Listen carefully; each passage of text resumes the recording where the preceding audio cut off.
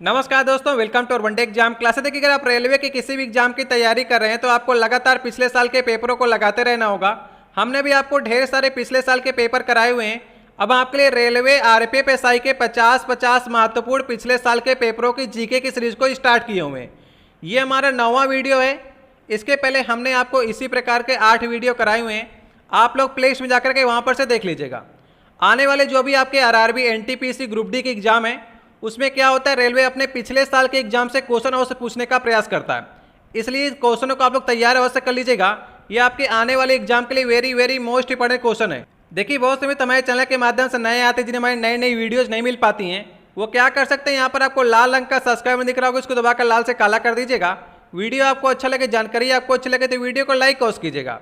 चलिए हम लोग सीरीज को स्टार्ट करते हैं। देखिए, हमने आपको बताया था कि इस सीरीज में जो है उत्तर लगे हुए हैं, इसलिए आप ट्राई नहीं कर पाएंगे। लेकिन आपका ये लक्ष्य होना चाहिए कि इन सही प्रश्नों को आपको तैयार करना है, ताकि आरआरबी एनटीपीसी ग्रुप डी में एक क्वेश्चन आपको देखने को मिले तो आप इन्हें सही करके आए। पहला क्वेश्चन है, निम्नलिखित में से किस उपकरण द्वारा उच्च चुंबकीय क्षेत्र उत्पन्न करने के लिए उसमें सोलेनाइड, जिसे हम लोग परिनालिका भी कहते हैं, टोराइड के संयोजन का उपयोग किया जाता है?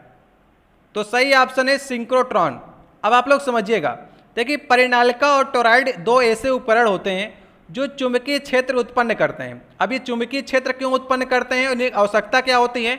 जैसे आपका टेलीविजन हो गया, टीवी, उसमें चुंबकीय क्षेत्र उत्पन्न करने के कारण ही आपका टेलीविजन चलता है। तो टेलीविजन में परिनालिका का हम लोग प्रयोग करते हैं। लेकिन कई ऐसे बड़े बड़े उपकरण होते हैं जिसमें उच्च चुंबकीय क्षेत्र की आवश्यकता होती है। तो सोलेनाइड और टोराइड दोनों को आपस में संयोजन करके, मतलब कंबाइन करके उच्च चुंबकीय क्षेत्र उत्पन्न किया जाता है। और ये कौन सा उपकरण इन दोनों को संयोजन करने का काम करता है? तो वो सिंक्रोट्रॉन करता है।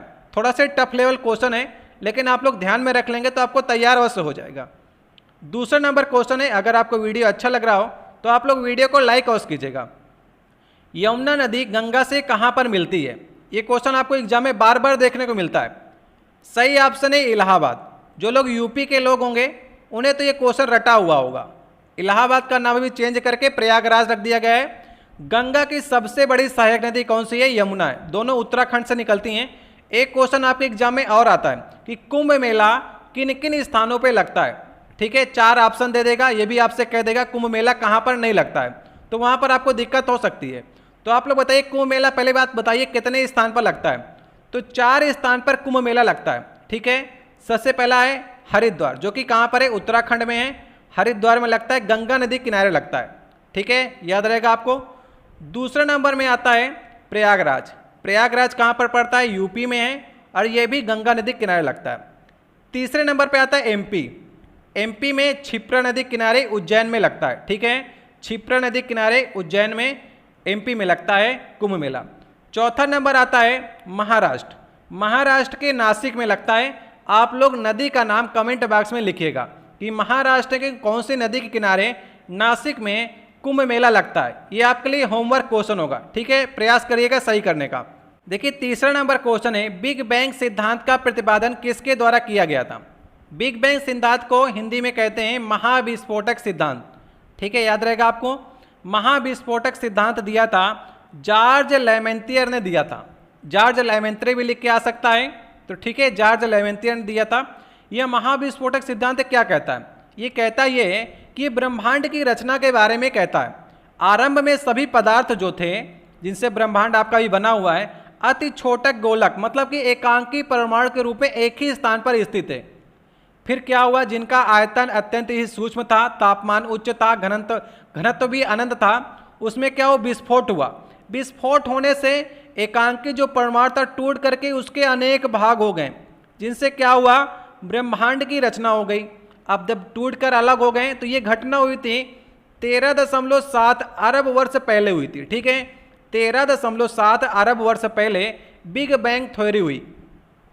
13.7 के 10.5 अरब वर्ष बाद, ठीक है, सौरमंडल का निर्माण हुआ। मतलब कि पृथ्वी हमारी कितनी साल पुरानी है? 4.5 अरब वर्ष पुरानी हमारी पृथ्वी है। ठीक है, 13.7 अरब वर्ष पहले बिग बैंग थ्योरी हुई। धीरे धीरे फिर सौरमंडल का आविष्कार हुआ, तो सौरमंडल में आपका पृथ्वी भी आती है। तो पृथ्वी हमारी 4.5 अरब वर्ष पहले की है। देखिए, चौथा नंबर क्वेश्चन है, कट अथवा चोट के स्थान पर कुछ समय बाद रक्त का थक्का जम जाता है, जो किस रंग का होता है, लाल भूरे रंग का होता है। तो ये किस तंतुओं का एक जाल होता है। आप लोगों ने देखा होगा कोई कट आपके लग जाता है, जैसे ही रक्त आपका वायु के संपर्क में आता है तो उसमें क्या होता है, धीरे धीरे रक्त का थक्का जमने लगता है, एक लाल भूरे रंग की परत लग जाती है। अगर छोटा कोई घाव आपके लगा, अगर कोई बड़ा घाव लग जाता है, ज़्यादा तेजी से कट जाता है, तो पहले आपको कुछ देर तक खून निकलता है। उसके बाद जब खून का बहाव धीरे हो जाता है तो एक तंतुओं का एक जाल शरीर के अंदर से निकलता है। देखिए रक्त में के 3 पार्ट होते हैं, एक आरबीसी होता है, एक डब्ल्यूबीसी होता है, एक प्लेटलेट्स होता है। तो प्लेटलेट्स के अंदर ही फाइब्रिन्स नामक तंतुओं का एक जाल होता है जो क्या करता है, रक्त के थक्का जमने में मदद करता है। तो अगर फाइब्रिन्स आपके ऑप्शन में ना मिले तो आप लोग प्लेटलेट्स को भी सही कर सकते हैं, लेकिन जब फाइब्रिन्स दिया हुआ है तो आपको इसी को सही करना होगा। 5वां नंबर क्वेश्चन है, प्रसिद्ध जामा मस्जिद का निर्माण किस शासक द्वारा कराया गया था। देखिए जामा मस्जिद, 2 जामा मस्जिद बनाई गई हैं, ठीक है, याद रहेगा आपको। और दोनों ही जामा मस्जिद जो हैं वो शाहजहां द्वारा निर्मित की गई हैं। एक दिल्ली में जामा मस्जिद है, एक आगरा में जामा मस्जिद है। लेकिन कभी कभी आपके एग्जामिनर जो होता है थोड़ा कठिन पूछने का प्रयास करता है। तो जो दिल्ली की जामा मस्जिद थी उसका निर्माण कराया था शाहजहां ने, और लेकिन जो आगरा की जामा मस्जिद है उसका निर्माण कराया था शाहजहां की पुत्री ने, जिसका नाम था जहां आरा। जहां आरा ने निर्माण कराया था आगरा की जामा मस्जिद का, और दिल्ली की जामा मस्जिद का निर्माण कराया था शाहजहां। लेकिन कभी कभी आपको किताबों में दोनों ही जामा मस्जिद, जो दिल्ली वाली है आगरा वाली, उसका नाम शाहजहां लिखकर आता है, बेटी का नाम जहां आरा जो है वो लिखकर नहीं आता। लेकिन अगर एग्जामिनर पूछना चाहेगा तो ऑप्शन में आपको जहां आरा भी लिख करके देगा। एक क्वेश्चन और आता है, मोती मस्जिद से आता है। मोती मस्जिद भी आपको याद रखनी है। 2 मोती मस्जिद का निर्माण हुआ है, एक आगरा की मोती मस्जिद, एक दिल्ली की मोती मस्जिद। तो आगरा की जो मोती मस्जिद थी उसे शाहजहां ने निर्माण किया था। आगरा वाली शाहजहां है मोती मस्जिद, और जो दिल्ली वाली मोती मस्जिद है वो औरंगजेब ने निर्माण कराया था। ठीक है, अगर याद हो जाए तो आप लोग याद कर लीजिएगा, थोड़ा सा कन्फ्यूजन होता है इसमें आपको।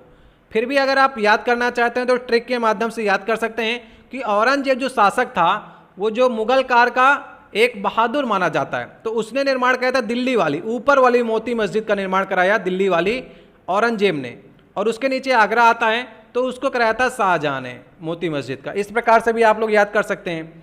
6वां नंबर क्वेश्चन है, बॉक्सिंग खेल का क्षेत्र कहलाता है। एक शब्दावली है बॉक्सिंग खेल की, तो रिंग जो होता है ना वो किसकी शब्दावली है, बॉक्सिंग खेल की है। जो बॉक्सिंग करते हैं ना उसमें रिंग होती है। रिंग बहुत सी चीज़ों में होती है। और देखिए कोर्ट, कोर्ट किस में आता है, टेनिस का कोर्ट होता है, बैडमिंटन का होता है, नेट बॉल का होता है, उसमें कोर्ट होता है, कोर्ट के अंदर खेला जाता है।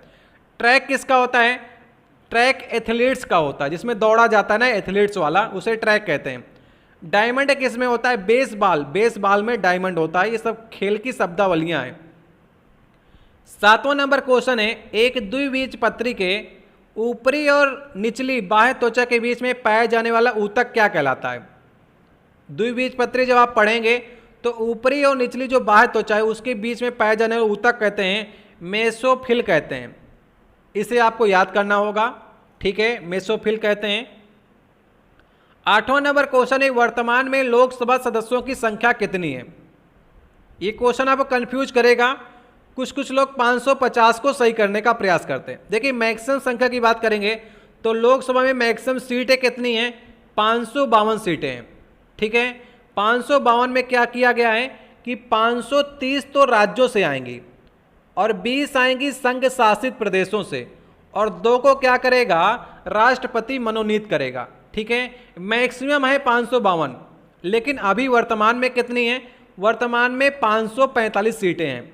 ठीक है, 545 में 543 पर चुनाव होता है और 2 लोगों को राष्ट्रपति एंग्लो इंडियन जो होते हैं इन्हों मनोनीत करने का काम करता है। तो क्या सही ऑप्शन होगा, 545। 9वां नंबर क्वेश्चन है, भारत का संविधान क्रियान्वित हुआ है। बताइए भारत का संविधान क्रियान्वित कब हुआ था, 26 जनवरी 1950 को। क्रियान्वित मतलब लागू कब हुआ था। ठीक है, बन तो गया था 26 नवंबर 1949 को, लेकिन लगा कब, लागू कब हुआ, क्रियान्वित कब हुआ, 26 जनवरी 1950 को लागू हुआ था।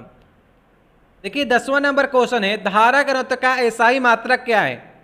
ठीक है, धारा घनत्व तो बहुत ही कम लोगों को मालूम होगा। चालक माध्यम के भीतर किसी पृष्ठ के लंबवत दिशा में इकाई क्षेत्रफल के द्वारा प्रवाहित होने वाली विद्युत धारा क्या कहलाती है?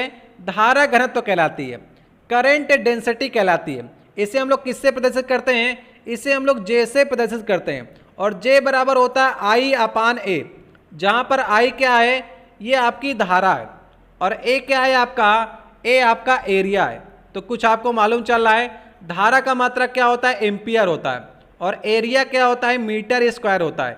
तो एम्पियर अपान मीटर स्क्वायर जो होगा वो धारा घनत्व का एसआई मात्रक होता है। ठीक है, अभी नेक्स्ट क्वेश्चन की ओर चलते हैं। 11 नंबर क्वेश्चन है, हरित क्रांति का जनक किसे कहा जाता है? हरित क्रांति, वैसे ये पूछना चाह रहा है भारत में हरित क्रांति के जनक कौन है? तो भारत में हरित क्रांति के जनक एमएस स्वामीनाथन है।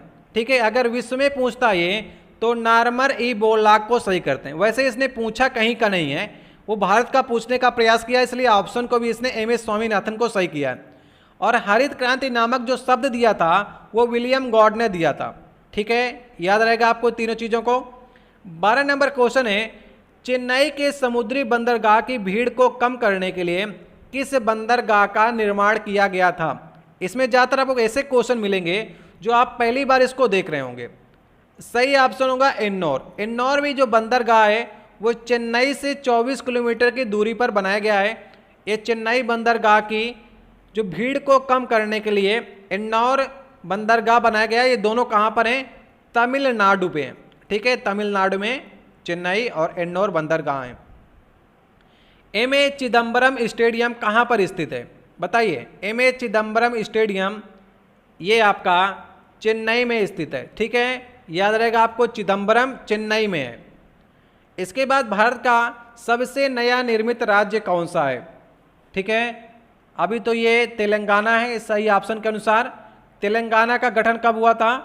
2 जून 2014 को तेलंगाना बना था। याद रहेगा आप लोग को, सबसे नया निर्मित राज्य इन 4 ऑप्शनों में से तेलंगाना ही है। 15 नंबर क्वेश्चन है, बांग्लादेश का राष्ट्रगान अमार सोनार बांग्ला की रचना किसके द्वारा किया गया था? सही ऑप्शन होगा रविन्द्रनाथ टैगोर। रविन्द्रनाथ टैगोर ने भारत के राष्ट्रगान और बांग्लादेश के राष्ट्रगान दोनों की रचना की है। जनगण मन अधिनायक जय है, इसकी भी रचना किसने की है? रविन्द्रनाथ टैगोर ने की है। और बांग्लादेश का जो राष्ट्रगान हुआ 1971 में जब उसे स्वतंत्रता मिली भारत के सहयोग से पाकिस्तान से, तो अमार सोनार बांग्ला ये गीत कब गाया गया था? जब आपका बंगाल विभाजन हो रहा था तब ये गीत गाया गया था। 1905 में आपका जब बंगाल विभाजन हो रहा था उस समय ये गीत गाया गया था, और 1971 में जाकर के ये अमार सोनार बांग्ला वहाँ का राष्ट्रगान बना। ठीक है, याद रहेगा आपको। रविन्द्रनाथ टैगोर ऐसे व्यक्ति हैं जिनके द्वारा 2 राष्ट्रगान लिखे गए, भारत का और बांग्लादेश का। देखिए नेक्स्ट क्वेश्चन है, राष्ट्रीय योजनाओं के क्षेत्र में आधिकारिक प्रयोग निहित है। जो राष्ट्रीय योजनाएं किस क्रांति के द्वारा बनाई गई थी? तो रूस की बोल्शेविक की क्रांति के द्वारा बनाई गई थी। ये कब क्रांति हुई थी? 1917 में हुई थी। इसी के द्वारा रूस ने आज़ादी पाई थी। याद रहेगा आपको। 17 नंबर क्वेश्चन है, निम्नलिखित में से कौन सा पुरस्कार बीसीसीआई के वार्षिक पुरस्कारों में शामिल नहीं है?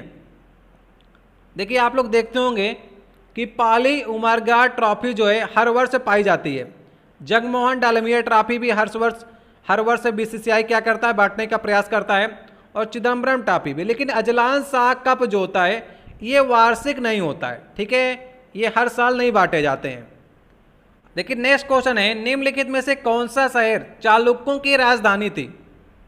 देखिए चालुक्य 3 प्रकार के चालुक्य हुए हैं। एक कल्याणी के चालुक्य थे, एक वातापी के चालुक्य थे, और वेगी के चालुक्य थे।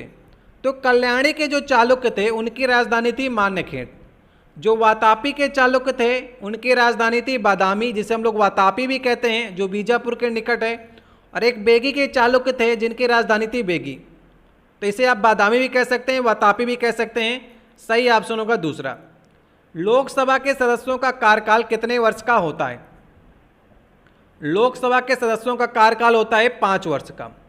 ठीक है, और राज्यसभा का होता है 6 वर्ष का। याद रहेगा आपको। इसके बाद 20वां नंबर क्वेश्चन है, दिल्ली किस प्रकार का राज्य है? दिल्ली देखिए राष्ट्रीय राजधानी क्षेत्र है और एक केंद्र शासित प्रदेश है। ठीक है, याद रहेगा।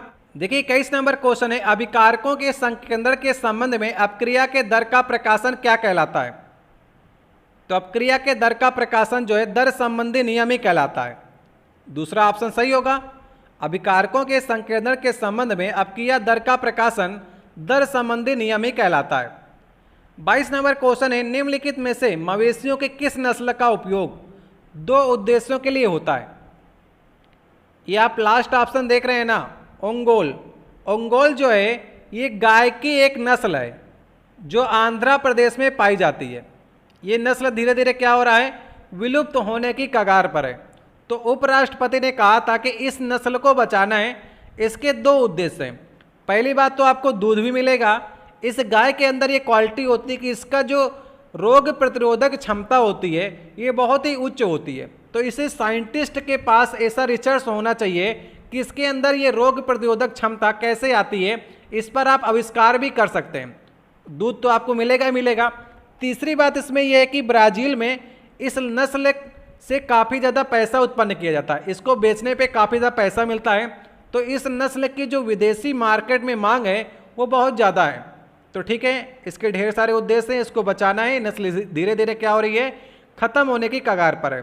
देखिए 23 नंबर क्वेश्चन है, भारतीय फुटबॉल के इतिहास का स्वर्ण युग किस काल को कहा जाता है? देखिए भारत में फुटबॉल एक लोकप्रिय गेम नहीं है, लेकिन फिर भी 1951 और 1962 के बीच का जो काल था वो स्वर्ण युग कहा जाता है। ऐसा इसलिए होता है कि भारत ने पहली बार 1951 में एशियाई खेलों में स्वर्ण पदक जीता। उसके बाद इसके नेक्स्ट जो एशियाई खेल हुए उसमें सेकेंड स्थान हासिल किया। 1956 में ओलंपिक गेम्स हुए, उसमें चौथा स्थान भारत का आया था। और इसके बाद 1962 में एशियाई खेल हुए तो फिर से भारत ने स्वर्ण पदक जीता।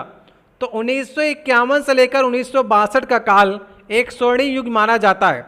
उस समय प्रशिक्षण कौन दे रहे थे? सैयद अब्दुल रहीम भारतीय फुटबॉल टीम को प्रशिक्षण दे रहे थे। अभी आप देख रहे होंगे फुटबॉल की कंडीशन कैसी है। फीफा रैंकिंग में फुटबॉल जो है लगभग 100वीं रैंकिंग के आसपास भारतीय टीम रहती है। 24 नंबर क्वेश्चन है, किस भारतीय राज्य में सूती वस्त्र मिलों की संख्या सबसे अधिक है? दो ऑप्शन में आपको कंफ्यूजन करेगा, एक महाराष्ट्र और गुजरात। लेकिन आपको याद रखना होगा महाराष्ट्र में सूती वस्त्र मिलों की संख्या सबसे ज़्यादा है। सेकेंड नंबर पर आता है गुजरात। ठीक है, सूती वस्त्र में गुजरात दूसरा नंबर, महाराष्ट्र पहला नंबर होगा। भारत के सूती वस्त्रों की राजधानी किसे कहा जाता है? भारत के सूती वस्त्रों की राजधानी महाराष्ट्र को ही कहा जाता है। 25 नंबर क्वेश्चन है, प्रसिद्ध कढ़ाई की कला जो गोटा का संबंध किससे है? सही ऑप्शन होगा राजस्थान। राजस्थान में गोटा जो कढ़ाई होती है वो साड़ियों में की जाती है। राजस्थान वाले जो भी मित्र होंगे वो लोग साड़ियों में गोटा की कढ़ाई अवश्य देखते होंगे। इसके बाद नेक्स्ट क्वेश्चन है, दिल्ली के कुछ सुल्तान ने टका और जीतल सिक्कों का प्रचलन किया था। देखिए टका और जीतल सिक्कों का जब प्रचलन किया था वो इल्तुतमिश ने किया था। टका जो होता था वो चांदी का होता था। किसका? चांदी का। इसके बाद जीतल जो होता था वो तांबा का होता था। तो इन सिक्कों का प्रचलन किया था। इल्तुतमिश किस वंश का था? तो गुलाम वंश का था। आप लोग वहां पर जाकर देखिएगा, टका जीतल चांदी और तांबा के सिक्के थे। देखिए 27 नंबर क्वेश्चन है, प्रसिद्ध रचना तूतीनामा किसके शासनकाल में रची गई थी? सही ऑप्शन होगा अकबर। अकबर को तूतीनामा की कहानियां काफ़ी पसंद थी। तूतीनामा में 52 कहानियां हैं। तूतीनामा का अर्थ होता है तोते की कथा। ये किसकी रचना है? जिया अल दीन नक्शबी की रचना है। ठीक है, नक्शबी याद कर लीजिएगा, कभी एग्जाम में आपका आ सकता है तूतीनामा के लेखक कौन है? तो नक्शबी हैं। ठीक है, याद रहेगा आपको। इसकी कहानी भी थोड़ा सा आप लोग जान लीजिए कि एक वफादार तोते की कहानी है। एक बार क्या होता है, एक व्यापारी होता है जिसका नाम होता है मिनमुस। उसकी एक पत्नी होती है खोजस्ता। तो व्यापारी क्या होता है, उसे व्यापार के चक्कर में 2 से 3 महीने 3 से 4 महीने अपने घर से बाहर रहना होता था। तो उसने एक तोता एक मैना की जोड़ी अपने घर में अपनी पत्नी की रक्षा के लिए देखभाल के लिए घर पे रख के गया था। तोता मैना की जोड़ी खोजस्ता के लिए। तो खोजस्ता का संबंध एक दूसरे आदमी से बन गया था, तो रात में उससे मिलने जाया करती थी। एक बार मैना ने प्रयास किया उसे रोकने के लिए, खोजस्ता को, तो उसने खोजस्ता ने क्या किया, मैना को मार दिया। अब तोते की हिम्मत नहीं थी खोजस्ता को रोक सके, लेकिन एक वफादार था, उसके मालिक ने कह गया था कि उसे रक्षा करना है और गलत कामों से बचाना है, घर से बाहर निकलती है तो उसे मना करना है। तो हिम्मत तो थी नहीं मैना के मरने के बाद, तो उसने क्या किया, रोज रात में जैसे वो घर से बाहर निकलती थी तो एक कहानी सुनाता था, और कहानी ऐसी होती थी कि पूरी रात खत्म हो जाती थी और सुबह तक वो कहानी सुनाता था। फिर रात खत्म, अगला दिन शुरू हो जाता, दिन में नहीं जा पाती थी मिलने, तो एक दिन बीत गया, एक दिन बचा लिया उसने वफादार होने का। इसी प्रकार से 52 कहानियाँ उसने 52 रातों में सुनाई, और 52 दिनों तक उसके बाद उसका पति आ जाता है। तो ये वफादार तोते की 52 कहानियाँ इसमें हैं, जो कि अकबर को काफ़ी अच्छी लगती थी और अपने जगह पर वो सुनाया करता था। तो आप लोग याद रखिएगा, लेखक भी याद कर लीजिए तो अच्छा रहेगा आपको, जिया अल-दीन नक्शबंदी था। ठीक है। किसी गतिज ऊर्जा में परिवर्तन वस्तु पर किए गए बल के बराबर होता है, यह कथन किससे संबंधित है? ये कथन जो है कार्य ऊर्जा प्रमेय का ही है। अगर आप कार्य ऊर्जा प्रमेय को पढ़ेंगे तो किसी वस्तु की गतिज ऊर्जा में जो परिवर्तन होगा वो किए गए कुल बल के बराबर होता है, ये किए गए कुल कार्य के बराबर होता है। यहाँ पर आपको कार्य भी लिखा मिलेगा। ठीक है, तो ये होता है किए गए कार्य के बराबर, और गतिज ऊर्जा में परिवर्तन W बराबर डेल्टा K होता है कार्य ऊर्जा प्रमेय से। भारतीय संसद के दोनों सदनों में से स्पीकर द्वारा किस संसद की अध्यक्षता की जाती है? भारतीय संसद में जो स्पीकर होता है वो लोकसभा में सदन की अध्यक्षता करता है। स्पीकर जब भी नाम आएगा वो लोकसभा के लिए आएगा। ठीक है, देखिए 30 नंबर क्वेश्चन है, शरद विषुव तिथि कब होती है? देखिए हमने आपको बताया था कि दिन रात कब कब बराबर होते हैं, 21 मार्च और 23 सितंबर को दिन और रात बराबर होते हैं, मतलब 12-12 घंटे के दिन होंगे, 12 घंटे की रात होगी। आपसे शरद की बात कर रहा है तो आप लोग सितंबर की ओर जाएंगे, सही ऑप्शन होगा 22 अथवा 23। कहीं पर किताबों में आपको 22 भी लिखा मिलेगा, 23 भी लिखा मिलेगा, इसलिए इसने अथवा लिख दिया, वरना एग्जैक्ट डेट की बात करते हैं तो 21 मार्च और 23 सितंबर है। अगर बसंत की बात करता तो 21 से 23 के बीच में आप लोग सही करते हैं, मार्च के महीने के। 31 नंबर क्वेश्चन है, हिंदुस्तानी संगीत की शैली ख्याल का क्या अर्थ होता है? ख्याल जो होता है आपने सुना हो कभी, शादी बारात में गाया जाता है ख्याल, तो एक कल्पना रूपी गीत होता है। यदि वो आते हैं तो हम ये करते हैं, ऐसा ऐसा करते हैं, तो एक कल्पना रूपी गीत होते हैं जो गाए जाते हैं शादी विवाहों में, आपने सुना होगा। निम्नलिखित में से किस सदन के सदस्यों की आयु 25 वर्ष से कम की नहीं होनी चाहिए? 25 वर्ष से कम लोकसभा के सदस्यों की आयु नहीं होनी चाहिए, और राज्यसभा के सदस्यों की आयु जो है वो 30 वर्ष से कम नहीं होनी चाहिए। देखिए 33 नंबर क्वेश्चन है, न्यूनतम समर्थन मूल्य किससे संबंधित है? सही ऑप्शन होगा कृषि उत्पादन से संबंधित है, मतलब कि मिनिमम कॉस्ट प्राइस। जैसे कि इस समय गेहूं का उत्पादन हो रहा है उत्तर भारत में, तो सरकार एक मूल्य निर्धारित करती है, हर साल चेंज होती रहती है कि इतने रेट में आप सरकार को गेहूं बेचिए, सरकार के पास गेहूं हो जाएगा तो कोटे के माध्यम से गरीबों को देने का प्रयास करेगी। तो सबका समर्थन मूल्य होता है, धान का भी होता है, गेहूं का होता है, तो सरकार एक मिनिमम कॉस्ट निर्धारित करती है कि इतना रेट में हम आपका गेहूं लेंगे ही लेंगे, इससे नीचे नहीं लेंगे, इससे ऊपर भी नहीं लेंगे, मिनिमम कॉस्ट है ये। ठीक है, तो कृषि उत्पादन में होती है। 34 नंबर है, किसकी स्मृति को यादगार बनाने रखने के हेतु आधुनिक ओलंपिक में मैराथन खेल की शुरुआत की गई थी? तो फिडिपेटिज ये यूनान के एक धावक थे, इनकी याद में ओलंपिक खेलों में मैराथन खेल की शुरुआत हुई। ये दौड़ होती, काफ़ी लंबी दौड़ होती है। आप लोग किलोमीटर में बताइएगा कि मैराथन की दौड़ कितने किलोमीटर की होती है, या फिर मील में आता हो तो मील में बताइएगा। ठीक है, प्रयास कर सकते हैं बताने का आप लोग। 35 नंबर क्वेश्चन है, राज्यसभा सदस्यों की अधिकतम संख्या कितनी होती है? राज्यसभा सदस्यों की अधिकतम संख्या होती है 250। क्वेश्चन थोड़ा सा कंफ्यूजिंग आता है, कहीं कहीं पर आपसे अधिकतम पूछ लेता है, कहीं कहीं पर आपको वर्तमान पूछ लेता है। तो कुछ लोग 250 याद करके जाते हैं, वो 250 वर्तमान में मार के चले आते हैं, अधिकतम मार के चले आते हैं। वर्तमान में 245, जिसमें से 233 जो होते निर्वाचित होते हैं और 12 लोगों को राष्ट्रपति मनोनीत करता है। अधिकतम संख्या 250, इस समय 245। 2026 तक इन सीटों में कोई भी परिवर्तन नहीं होगा, लोकसभा की और राज्यसभा की। ठीक है, एक कौन सा संशोधन आया था? 84वां संविधान संशोधन सन 2001 में किया गया था कि लोकसभा की सीटें जो हैं वो 2026 तक नहीं बढ़ाई जाएंगी। 36 नंबर क्वेश्चन है, निम्नलिखित में से कौन सा ग्रह एक गैसीय ग्रह है? देखिए, जो आंतरिक ग्रह हैं वो मेटल के बने हुए हैं, लेकिन जो बाह्य ग्रह हैं वो गैसीय ग्रह हैं, गैसों से ज़्यादातर बने हुए हैं। अब आंतरिक ग्रह में 4 ग्रह आते हैं, वो आंतरिक हैं, और 4 आते हैं बाह्य में, टोटल 9 ग्रह हैं। बुध, शुक्र, पृथ्वी और मंगल, ये आंतरिक ग्रह हैं, ये मेटल से बने हुए हैं। और 4 ग्रह जो बाद के ग्रह आते हैं, बृहस्पति, शनि, आरुर और वरुण, ये गैसीय ग्रह हैं। तो ठीक है, याद रहेगा आपको, उसमें बृहस्पति जो आता है वो 5वें ग्रह में आता है, इसलिए गैसीय ग्रह है। 37 नंबर क्वेश्चन है, मानव विकास सूचकांक HDI में स्वास्थ्य घटक मापा जाता है। मानव विकास सूचकांक जो है UNDP के द्वारा जारी किया जाता है। तो इसकी शुरुआत हुई थी 1990 में, महबूबुल हक ने इसकी खोज की थी।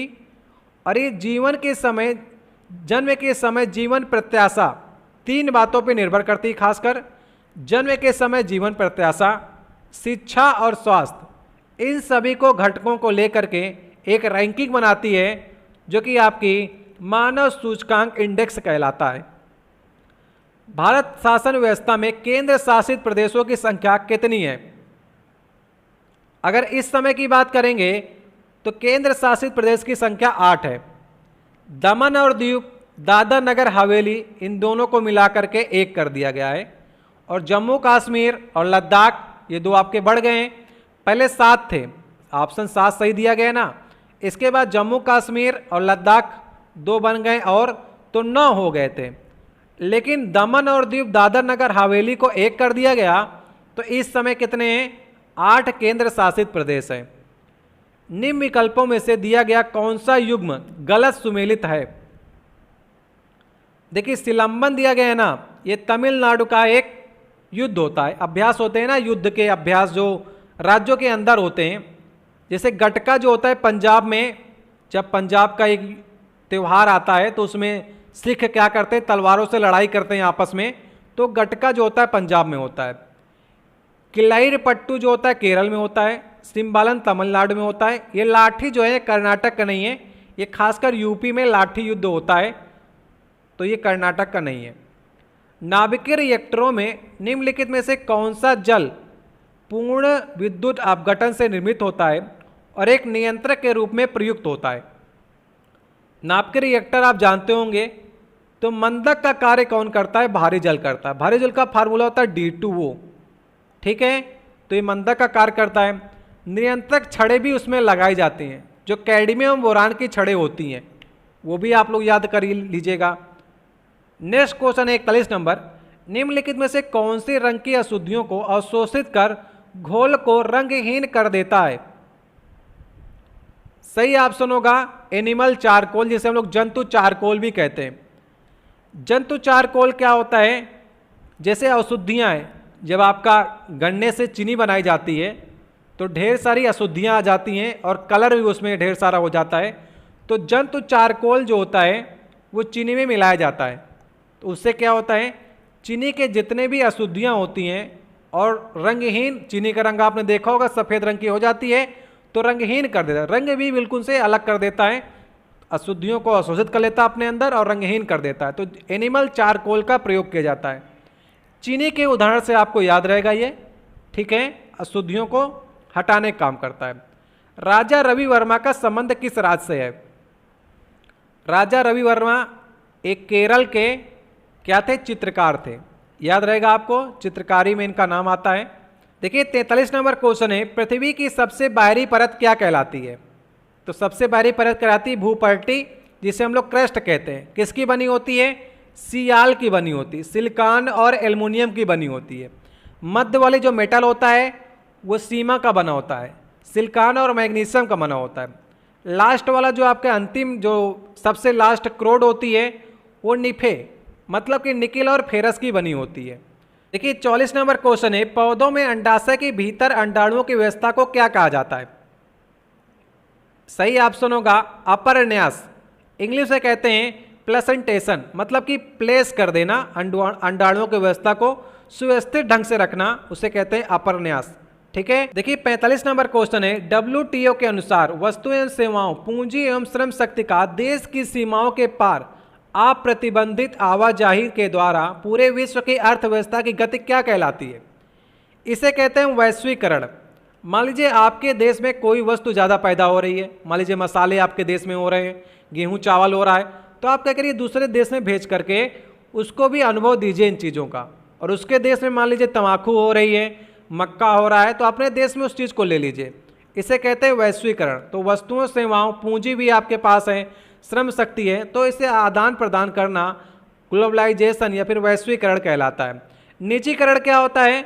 जैसे सरकार का जो आधिपत्य है जिन चीज़ों पर, उसे क्या करना? प्राइवेट करना।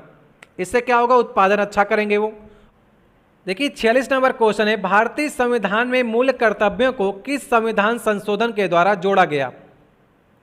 तो 42वां संविधान संशोधन सन 1976 में हुआ था और 44वां संविधान संशोधन 1978 में हुआ था। तो 42वें में जोड़ा गया था। इसमें क्या किया गया? सरदार स्वर्ण सिंह समिति की अनुशंसा पर रूस से मौलिक कर्तव्य लिए गए थे 10। ठीक है, 10 मूल कर्तव्यों को जोड़ा गया। अभी मूल कर्तव्यों की संख्या 11। 86वां संविधान संशोधन सन 2002 में एक मूल कर्तव्य और जोड़ा गया कि माता पिता का यह फर्ज होगा कि अपने 6 से 14 साल की बच्चों को निःशुल्क शिक्षा प्रदान करें। जो प्राथमिक स्कूल भारत सरकार द्वारा खोले जा रहे हैं वहाँ पर निःशुल्क शिक्षा के लिए भेजें। तो अभी 11 मौलिक कर्तव्य हैं। मूल संविधान में मौलिक कर्तव्य नहीं थे, ये बाद में जोड़े गए हैं 1976 में। और कहाँ पर रखा गया है? 4 के का भाग 4 के का में रखा गया है और आर्टिकल 51 के का में रखा गया है। ये भी आपको याद रखना है। कहाँ से लिए गए मूल कर्तव्य? रूस से लिए गए हैं। 1976 में 42वां संविधान संशोधन सरदार स्वर्ण सिंह समिति की अनुशंसा पर जोड़े गए थे। ठीक है, याद रहेगा आपको। 11 है इस समय मौलिक कर्तव्य। एफसीआई समय समय पर खुले बाजार में पूर्व निर्धारित कीमतों पर गेहूं की बिक्री का कार्य करता है। ये क्या कहलाता है? फूड कॉरपोरेशन ऑफ इंडिया खुली बाजार बिक्री योजना करता है। मान लीजिए भारत सरकार के पास कोई बफर स्टॉक रखा हुआ है गेहूं या चावल का। अब वो खुली बाजार बिक्री योजना के तहत इतने रुपए कुंटल, इतने रुपए गेहूं निर्धारित मूल्यों पर गेहूं की बिक्री कर रहा है ताकि वो नया माल खरीद सके और बफर स्टॉक जो उसके पास रखा हुआ है वो खुली बाजार बिक्री योजना के अंतर्गत उसे बेच सके। जिसको हो सकता है, जिस राज्य को हो सकता है गेहूं ले सकता है, जिस राज्य को हो सकता है चावल ले सकता है। 48 नंबर क्वेश्चन है, भारत में कच्चे सिल्क का सबसे बड़ा उत्पादक है। देखिए कच्चा सिल्क मतलब होता है कच्चा रेशम। ये कर्नाटक सबसे ज़्यादा जो है वो सिल्क में नंबर 1 स्थान पर आता है। याद रहेगा आपको।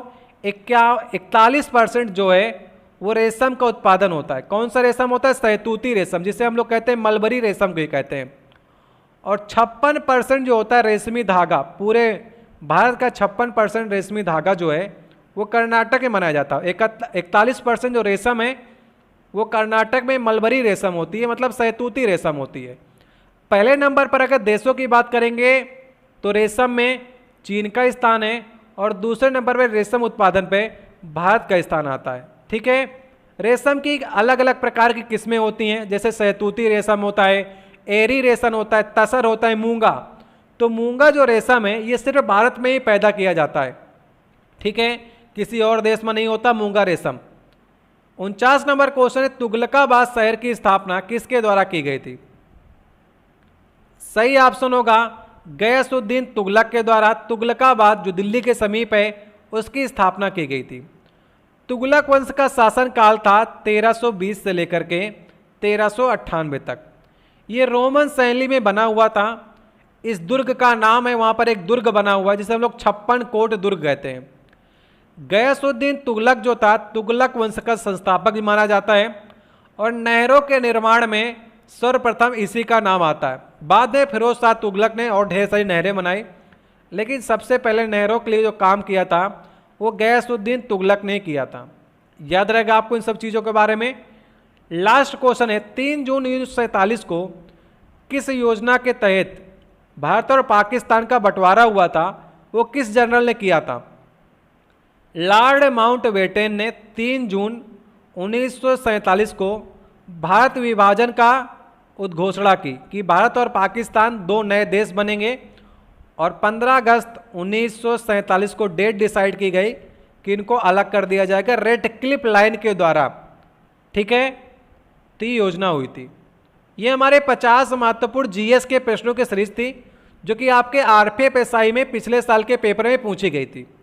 ये आपके ग्रुप डी और एनटीपीसी के लिए very very most important question है। इनका लेवल भी अच्छा है। अगर आप इन्हें प्रयास करते हैं तो कितने क्वेश्चन सही कर सकते थे कमेंट बॉक्स में बता सकते हैं। मैंने इस वीडियो में आपसे 2 ही क्वेश्चन पूछने का प्रयास किया है। पहला तो मैंने आपसे 4 कुंभ बताए थे और पूछने का प्रयास किया था कि महाराष्ट्र का जो नासिक है वो वहाँ पर जो कुंभ मेला लगता है वो किस नदी किनारे लगता है। दूसरा क्वेश्चन था कि मैराथन की जो दौड़ होती है वो कितने किलोमीटर की या कितने मील की होती है। 2 क्वेश्चन है। अगर आपको आते हो तो कमेंट बॉक्स में जवाब देने का प्रयास कीजिएगा और क्वेश्चन आपको कैसे लगे इस बारे में आप लोग कमेंट बॉक्स में बता सकते हैं। इस सीरीज को अगर आप लोग कंटिन्यू रखने कहेंगे तो हम लगातार इस सीरीज के क्वेश्चन आपको आगे तक देते रहेंगे और आप लोग का लक्ष्य ये होना चाहिए कि इन सभी प्रश्नों को आपको तैयार करना है। लॉकडाउन है, समय अच्छा चल रहा है आपका और लास्ट तक देखते हैं दिसंबर तक अगर आपका कोई भी एनटीपीसी ग्रुप डी का एक एग्जाम कराने का सरकार प्रयास करेगी। आपका ये लक्ष्य होना चाहिए कि अभी से आपको तैयारी अपनी बेहतर रखनी है क्योंकि अभी टेंडर पास हो रहे हैं, इतनी जल्दी आपका एग्जाम नहीं होने पा रहा। तो आपको लगातार क्या करना है, धीरे धीरे आपको सब कुछ तैयार करके चलना है और अंतिम में एक बार वार करना है। अभी से आप ढीले पड़ जाएंगे तो आपको बाद में काफ़ी मेहनत करनी पड़ेगी। लगातार सेटों को लगाइए। कोई दिक्कत हो कमेंट बॉक्स में कह सकते हैं। बहुत बहुत धन्यवाद। प्रश्नों को उत्तर देने का प्रयास कीजिएगा। वीडियो अच्छा लगा हो तो लाइक कीजिएगा। चैनल पर अगर आप नए आए हो तो सब्सक्राइब की आपको बटन दिखेगी, उसे दबाकर लाल से काले कर दीजिएगा। बहुत बहुत धन्यवाद।